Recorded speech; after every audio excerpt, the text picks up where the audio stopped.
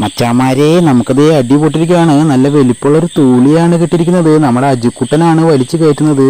തൂളി കിട്ടി കഴിഞ്ഞാൽ പതുക്കേനെ വേണം വലിച്ചു കയറ്റാൻ. വളരെ നൈസായിട്ടുള്ള ടാങ്കീസാണ് ഉപയോഗിച്ചിരിക്കുന്നത്.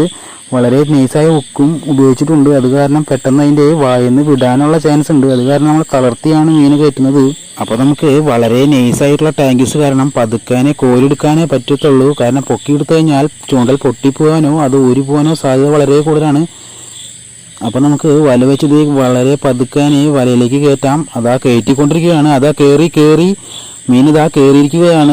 ഈ മീൻ കൊത്തിക്കഴിഞ്ഞാൽ വളരെ എളുപ്പത്തിൽ ചറപറാന്ന് പിടിക്കാവുന്നതാണ്. അപ്പോൾ നമുക്ക് ഇതുപോലെ ചറപറാന്ന് മീൻ കയറ്റാം. അപ്പോൾ ഇതിൻ്റെ ഫുൾ വീഡിയോ നമ്മുടെ യൂട്യൂബ് ചാനൽ ഇടുന്നതാണ്. എല്ലാവരും കയറി കാണാൻ മറക്കരുത്.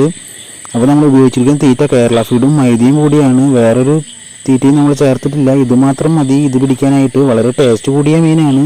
നമുക്കിപ്പോൾ കിട്ടിയ മീൻ നമുക്ക് ചാവാണ്ടി കയറി നമ്മുടെ കൂടയിലേക്ക് മാറ്റാം.